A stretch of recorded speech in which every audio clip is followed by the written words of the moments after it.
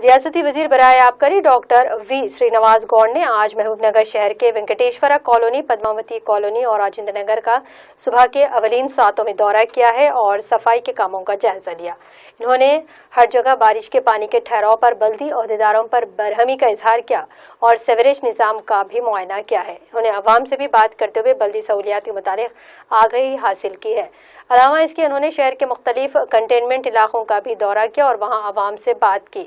उन्होंने बताया कि कोरोना के इलाज के मुतालिक घबराने की जरूरत नहीं। सरकारी अस्पताल महबूबनगर को कोरोना के इलाज के लिए सभी सहूलियात से लैस किया गया है। इस मौके पर कमिश्नर बल्दिया सुरेंद्र बाबू और मुतालिका कौंसलरान भी मौजूद थे।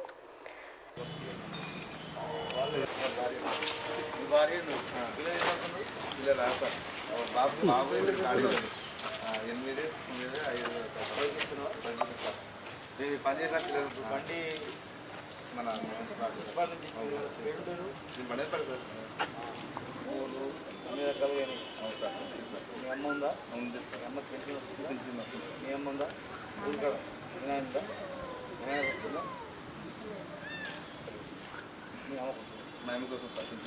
పండ్ల కూడా వేసేస్తాం మన సీసాలు కంబైన్ చేసి ఇంకా స్టార్ట్ ఇప్పుడే స్టార్ట్ చేస్తారు ఇప్పుడే పొద్దున మంచి చేసుకో బయట కూడా ఉండదు వాళ్ళకు మంచి చెప్పు వాళ్ళు కూడా ఎవరమ్మా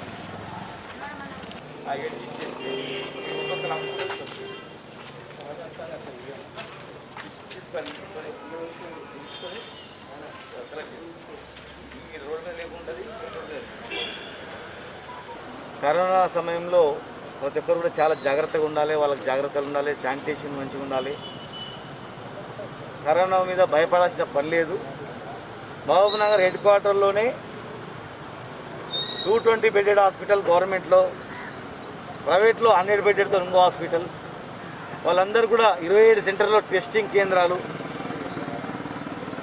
ఒకవేళ సిమ్టమ్స్ లేకపోతే ఇంటి దగ్గరనే హోమ్ ఐసోలేషన్, రకరకాల చర్యలకన్నీ కూడా ఏర్పాటు చేస్తూ ఉన్నాం. మరి ఉదయం అందరూ ప్రజాప్రతినిధులు, కౌన్సిలర్స్ కూడా వాళ్ళు కూడా వాళ్ళ ఏరియాలో తిరగాలి. ఉదయం లేచి తిరిగి ఏం సమస్యలు ఉన్నాయి, రోడ్లు వేయడము, డ్రైన్లు కట్టడం అని కాదు, ఉన్నటువంటి దానిలో మనం వెహికల్స్ ఇచ్చినాం, శానిటేషన్ వెహికల్స్ ఇచ్చినాం.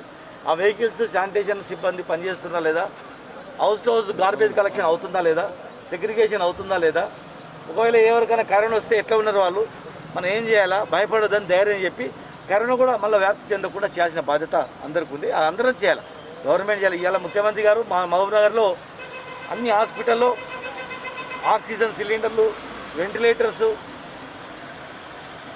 ఈరోజు ఆక్సిజన్ ప్లాంట్ పెడుతున్నాం, ఇంజెక్షన్స్, అన్ని రకాలు అడగగానే ముఖ్యమంత్రి గారు అన్ని పంపించారు.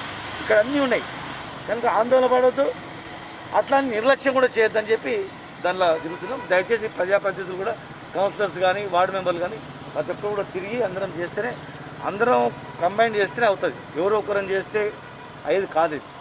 కనుక దయచేసి అందరం కూడా మన జిల్లా మొత్తం, ఉమ్మడి జిల్లాలో ఎవరు హైదరాబాద్ పోయే పని లేకుండా ఇక్కడనే ట్రీట్మెంట్ అయ్యేటట్టు కూడా ఏర్పాటు చేస్తున్నాం. గ్యారెంటీగా మన ప్రభుత్వం చేస్తున్నటువంటి చర్యలు ఇవాళ దేశంలో తక్కువ రేటు మరణాల సంఖ్య చాలా తక్కువగా ఉందంటే దానికి కారణం ఏంటంటే మనం చేసినటువంటి చర్యలే. కనుక దీన్ని గవర్నమెంట్ మీద, ఊరి మీద వేయడం కాదు, మనంతకు మనమే బాధ్యత అనేది ప్రజలలో కూడా అవగాహన కలగాలి.